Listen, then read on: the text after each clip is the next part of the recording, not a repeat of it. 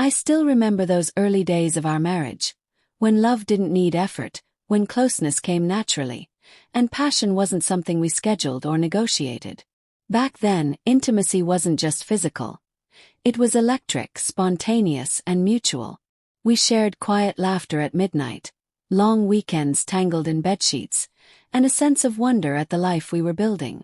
That was 5 years ago, when we were newlyweds with stars in our eyes and a world of possibilities ahead of us.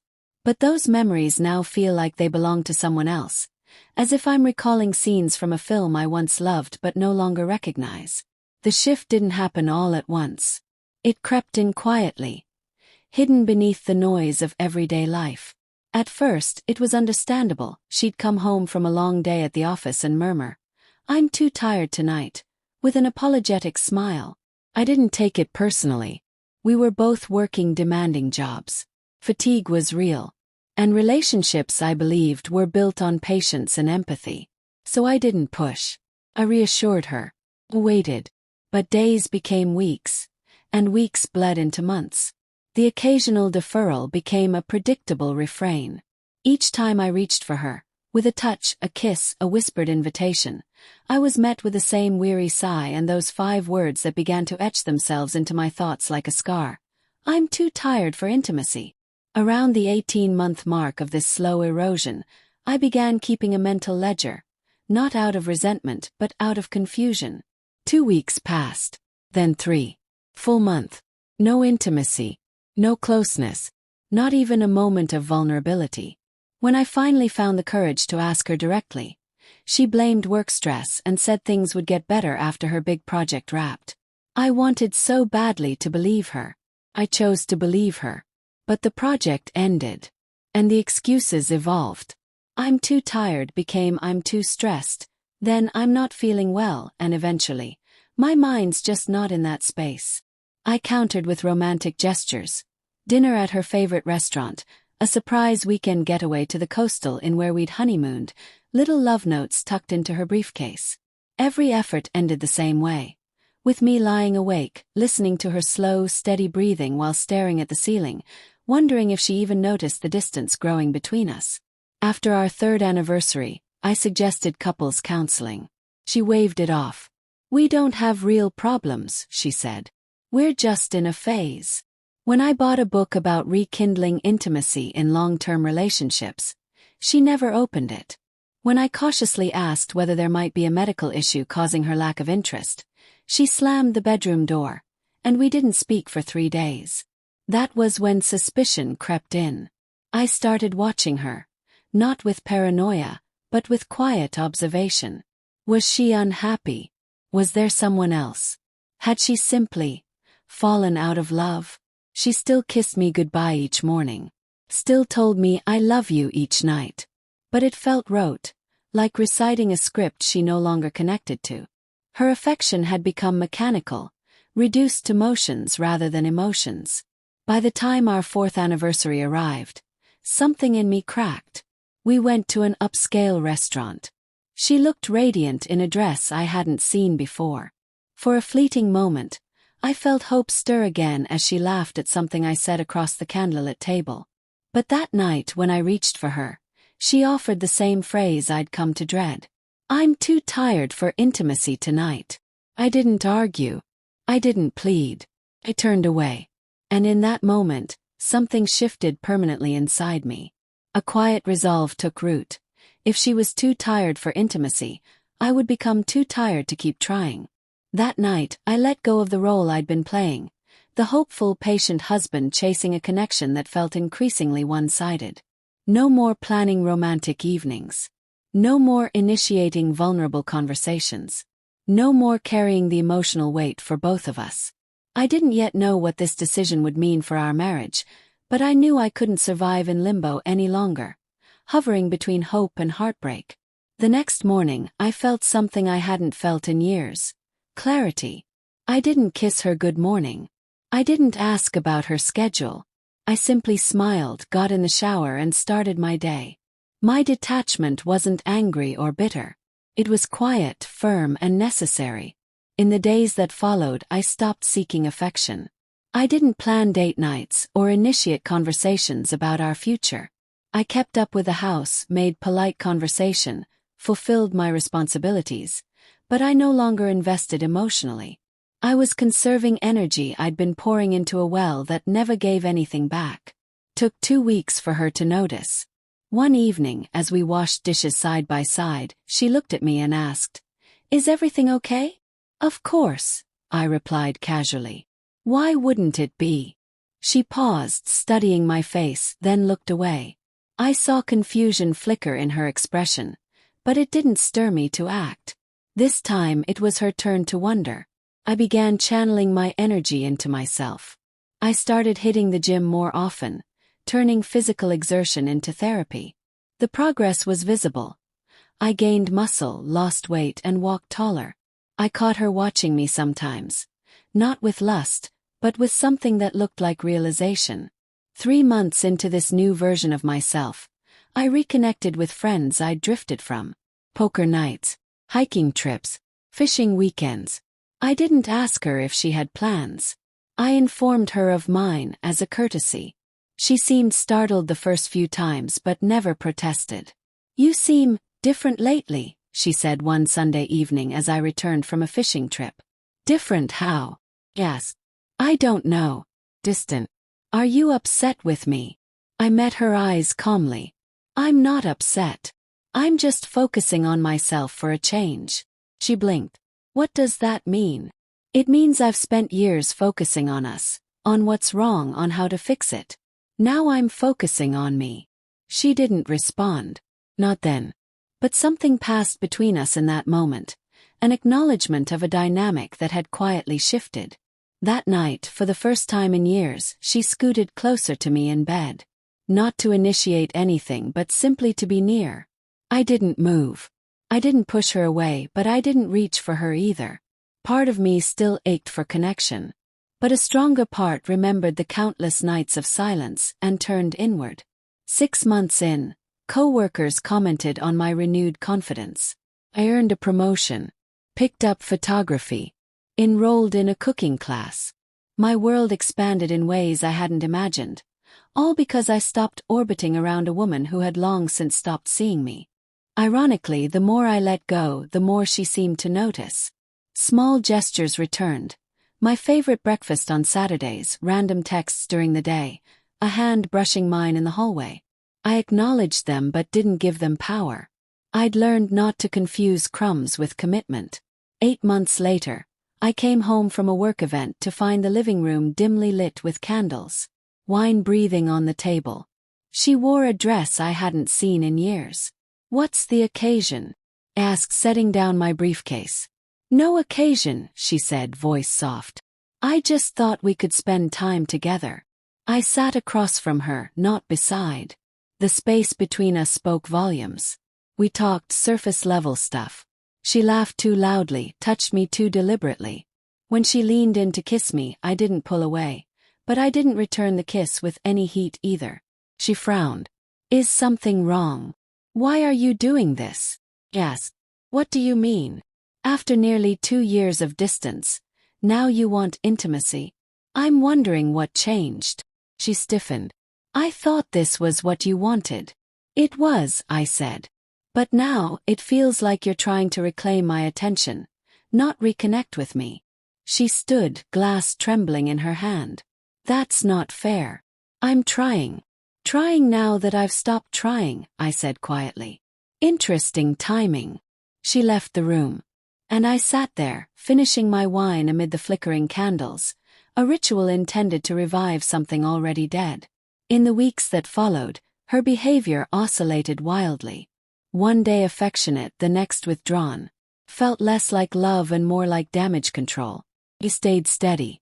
I was done playing both roles in our marriage.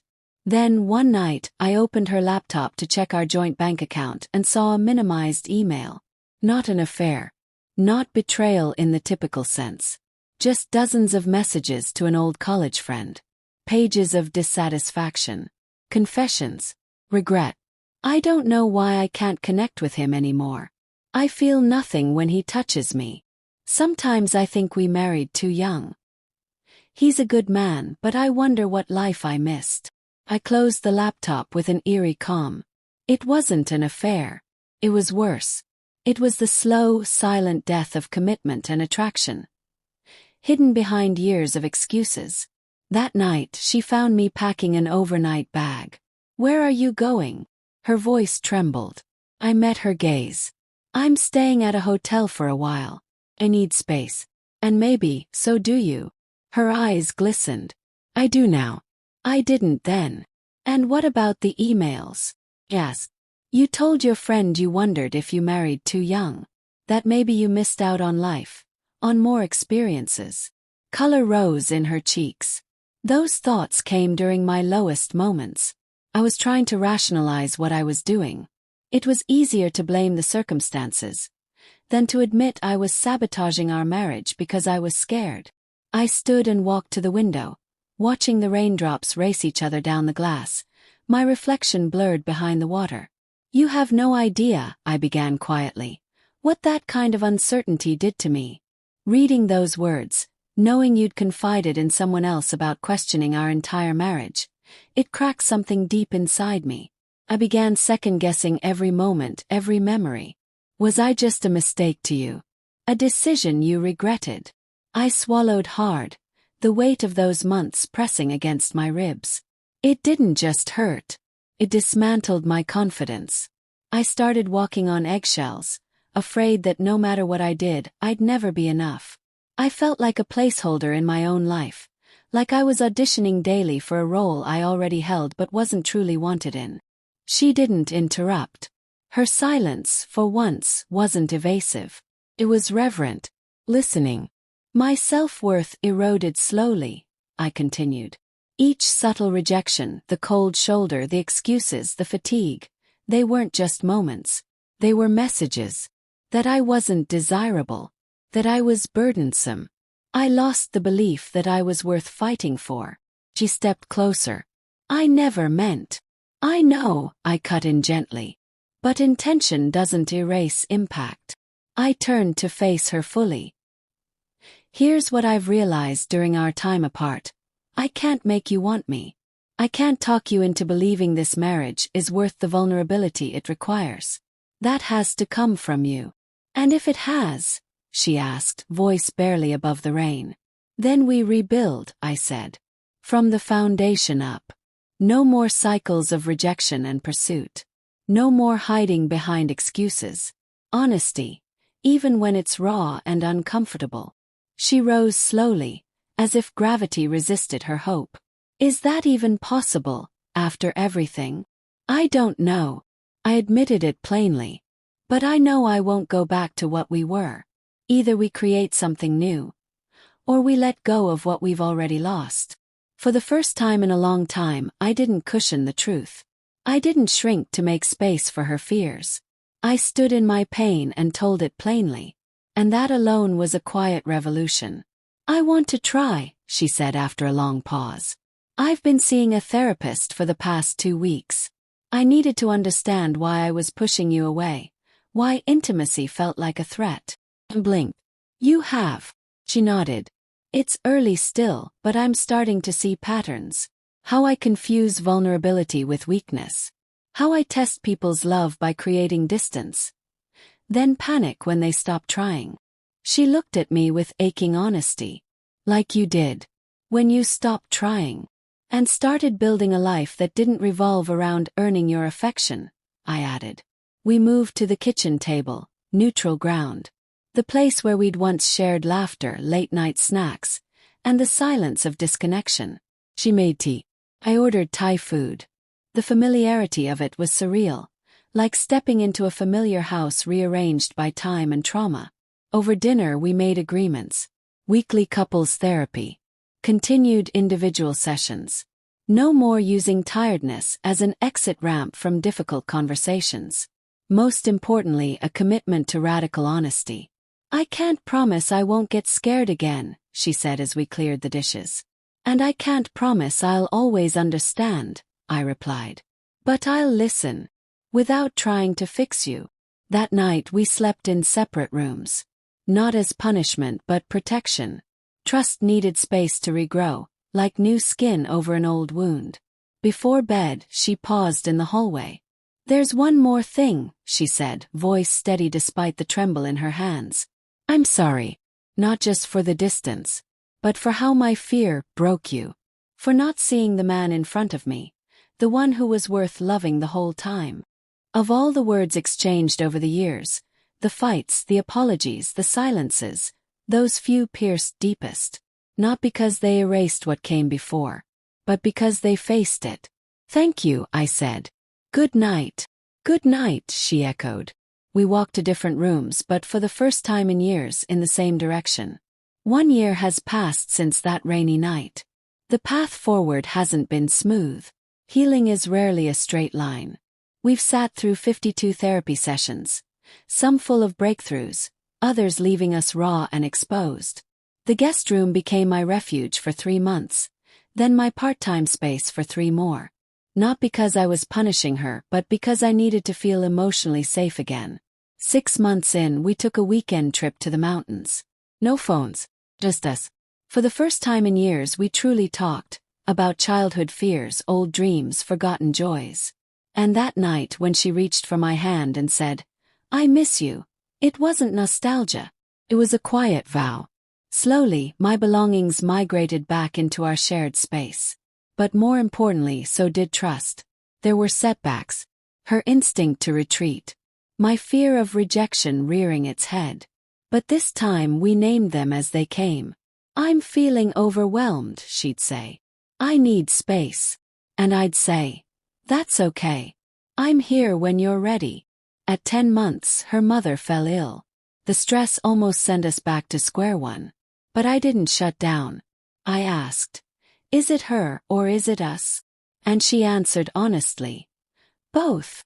That admission saved us days, maybe weeks of disconnect. Now, 1 year later, we sit in the restaurant where it almost ended. We drink the same wine, eat the same meal. But we are not the same people. "Do you regret walking away?" she asks. "No," I say. "Because it saved us.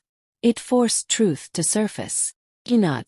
If you hadn't, we'd still be together, but miles apart. And I realize how far we've come. Not back to where we were, but forward into something new. "I'm still tired sometimes," she admits. "But now," I say, "I'm tired and I still want to be with you." Connection isn't always sex, I say. Sometimes it's eye contact, silence, presence. We walk to the car. Her hand slips into mine. Once a rare concession, now a natural rhythm. "So," she asks, "where are we now?" Think for a moment. "We're present," I say. "Not perfect, but here. With each other. And that's everything." She smiles. "And I know. This isn't the end. It's the beginning we both earned. With pain, honesty, and the choice to stay."